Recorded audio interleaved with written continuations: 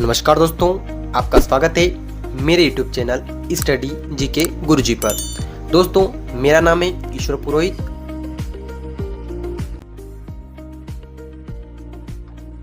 तो दोस्तों, आज की वीडियो में मैं उपस्थित हुआ हूं आपके सामने हिंदू विवाह के एक नए टॉपिक के साथ। दोस्तों, इस वीडियो से पूर्व मैंने शून्य विवाह और शून्यकर्णी विवाह अर्थात दोस्तों धारा 11 और धारा 12 दोनों के विषय में विस्तृत चर्चा की है। और दोस्तों, धारा 11 और धारा 12 के विषय में एक पूरा डिटेल्ड वीडियो मैंने बना दिया है। तो दोस्तों, आज की वीडियो में हम समझने वाले हैं शून्य विवाह और शून्यकर्णी विवाह में अंतर। दोस्तों, यदि आपको शून्य विवाह और शून्यकर्णी विवाह को समझने में अभी भी कोई समस्या आ रही है तो दोस्तों आप उन वीडियो को देख लीजिए। दोस्तों, यदि आप उन वीडियो को देख लेंगे तो आपके सभी डाउट क्लियर हो जाएंगे।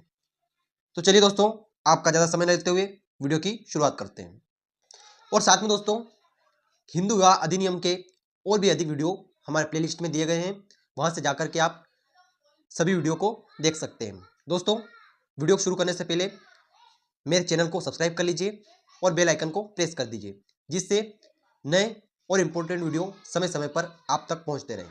शून्य विवाह और शून्यकर्णी विवाह में अंतर। दोस्तों, यदि परीक्षा में आपसे इस प्रकार से कोई प्रश्न पूछा जाता है तो आपको सबसे पहले प्रस्तावना लिखनी है, जिसमें आप दोनों जो शून्य विवाह और शून्यकर्णी विवाह है उनके विषय में आप थोड़ा सा वहाँ पर आप लिख सकते हैं। उसके बाद में दोस्तों आपको शून्य विवाह का अर्थ, उसके बाद में शून्यकर्णी विवाह का अर्थ, और इस प्रकार से आपको रूपरेखा बना करके लिखना है। और उसके बाद में आपको शून्य विवाह और शून्यकर्णी विवाह में अंतर लिखना है, जिससे आपको परीक्षा में अधिक नंबर आएंगे। तो चलिए दोस्तों, शुरुआत करते हैं शून्य विवाह और शून्यकर्णी विवाह में अंतर। शून्य विवाह, शून्यकर्णी विवाह। पहला अंतर है, शून्य विवाह को हिंदू विवाह अधिनियम की धारा 11 में परिभाषित किया गया है और शून्यकर्णी विवाह को हिंदू विवाह अधिनियम की धारा 12 में परिभाषित किया गया है। दोस्तों, सबसे पहला जो आप अंतर है यह लिख सकते हैं। दूसरा है, शून्य विवाह में कोई भी विवाह प्रारंभतः शून्य होता है, जबकि शून्यकर्णी विवाह में कोई भी विवाह प्रारंभतः शून्य न होकर उनमें से किसी पक्षकार के विकल्प पर शून्यकर्णी होता है।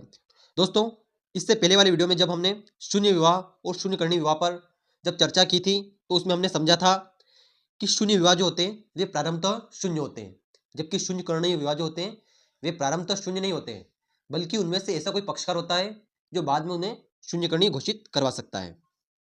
इस प्रकार किसी एक पक्षकार के विकल्प पर शून्यकर्णी होता है ऐसा विवाह। अगला अंतर है दोस्तों, शून्य विवाह को शून्य करवाने के लिए पक्षकार को किसी प्रकार की कोई कार्यवाही न्यायालय में करने की आवश्यकता नहीं पड़ती है, क्योंकि दोस्तों ऐसे विवाह प्रारंभतः शून्य होते हैं। यदि ऐसे विवाह प्रारंभतः शून्य है तो पक्षकार को किसी भी प्रकार की कोई कार्यवाही न्यायालय में करने की कोई आवश्यकता नहीं पड़ती है। परंतु यदि वह चाहता है तो इस प्रकार अकृतता की डिक्री जो है वह न्यायालय से प्राप्त कर सकता है। शून्यकर्णी विवाह को शून्य घोषित करवाने के लिए पक्षकार को न्यायालय में कार्यवाही करनी पड़ती है। तो दोस्तों, इस प्रकार से शून्यकर्णी विवाह जो है वह प्रारंभतः शून्य नहीं होता है, और जबकि यह विवाह प्रारंभतः शून्य नहीं होता है तो ऐसे में इस विवाह को शून्य घोषित करवाने के लिए आपको न्यायालय में जाना पड़ेगा। अगला अंतर है दोस्तों, शून्य विवाह का कानून में कोई महत्व नहीं होता है, ऐसे विवाह को कानून मान्यता नहीं देता है, जबकि शून्यकर्णी विवाह का महत्व होता है जब तक इसे पक्षकार द्वारा न्यायालय में शून्यकर्णी घोषित न करवाया जाए। इस प्रकार ऐसे विवाह को कानून मान्यता देता है। अगला अंतर है दोस्तों, शून्य विवाह का कानून की दृष्टि में कोई अस्तित्व नहीं है, यह अवैध विवाह है। शून्य विवाह जो है उसका कानून की दृष्टि में कोई भी अस्तित्व नहीं है, यह एक अवैध विवाह माना जाता है, जबकि शून्यकर्णी विवाह का कानून की दृष्टि में अस्तित्व है। शून्यकर्णी विवाह विधिमान्य विवाह होता है। तो दोस्तों, यह मोस्ट इंपॉर्टेंट है कि शून्य विवाह जो होता है वह अवैध विवाह होता है, जबकि शून्यकर्णी विवाह जो होता है वह विधिमान्य विवाह होता है। अगला अंतर है दोस्तों, शून्य विवाह के अंतर्गत अनुष्ठापित विवाह के पक्षकार पति पत्नी नहीं माने जाते हैं, क्योंकि दोस्तों ऐसे विवाह प्रारंभ से शून्य होते हैं, कानून की नज़र में ऐसा विवाह हुआ हो ऐसा नहीं माना जाता है। तो इस प्रकार से ऐसे विवाह के जो पक्षकार होते हैं वे भी कानून की दृष्टि में पति पत्नी नहीं माने जाएंगे, जबकि शून्यकर्णी विवाह के अंतर्गत अनुष्ठापित विवाह में पक्षकार पति पत्नी माने जाते हैं। अगला अंतर है दोस्तों, शून्य विवाह के अंतर्गत अनुष्ठापित विवाह में पत्नी अपने पति से न्यायालय द्वारा भरण पोषण प्राप्त नहीं कर सकती है। क्यों प्राप्त नहीं कर सकती है? क्योंकि वे पति पत्नी नहीं माने जा रहे हैं। ऐसे में पत्नी भरण पोषण प्राप्त नहीं कर सकती है। जबकि शून्यकर्णी विवाह के अंतर्गत अनुष्ठापित विवाह में एक पत्नी अपने पति से न्यायालय द्वारा भरण पोषण की मांग कर सकती है। अगला अंतर है, शून्य विवाह में पक्षकार पुनर्विवाह के लिए स्वतंत्र होते हैं। यदि मान लिया जाए उन दो पक्षकारों में से कोई पक्षकार विवाह करना चाहता है तो विवाह कर सकता है, उसे न्यायालय में जाकर के विवाह विच्छेद करने की कोई आवश्यकता नहीं है, क्योंकि ऐसा विवाह कानून में मान्य ही नहीं है, वह पहले से ही शून्य विवाह है। जबकि शून्यकर्णी विवाह में पक्षकार पुनर्विवाह हेतु स्वतंत्र नहीं होते हैं। यदि मान लिया जाए वे पुनर्विवाह करना चाहते हैं तो सबसे पहले उन्हें न्यायालय में जाकर के या तो अपने विवाह को अकृत करवाना होगा या फिर विवाह विच्छेद हेतु अन्य कार्यवाही करनी होगी। अगला बिंदु दोस्तों, शून्य विवाह के अंतर्गत किसी पक्षकार की मृत्यु उपरांत उत्पन्न संतानें तथा पक्षकार उत्तराधिकार के हकदार नहीं होते हैं। क्यों नहीं होते हैं? क्योंकि ऐसा विवाह शून्य विवाह है। जबकि शून्यकर्णी विवाह के अंतर्गत किसी पक्ष की मृत्यु के उपरांत उत्पन्न संतानें तथा पक्षकार उत्तराधिकार के हकदार होते हैं। अगला बिंदु दोस्तों, शून्य विवाह के 3 आधार हैं। हमने दोस्तों पहले वीडियो में जब चर्चा की थी तब भी हमने समझा था कि शून्य विवाह के 3 आधार होते हैं। हिंदू विवाह अधिनियम की धारा 5 का खंड 1, 4 एवं 5 ये शून्य विवाह के आधार है। खंड 1 पुनर्विवाह, खंड 4 प्रतिष्ठित नातेदारी और खंड 5 सपिंड नातेदारी। इनका उल्लंघन करके कोई विवाह किया जाता है तो ऐसा विवाह शून्य होता है। शून्यकर्णी विवाह में विवाह के 4 आधार हैं।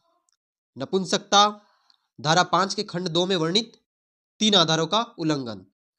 पहला आधार था स्वतंत्र सहमति, दूसरा आधार था संतानोत्पत्ति और विवाह करने में भी अयोग्य, और तीसरा था उन्मत्तता का दौरा।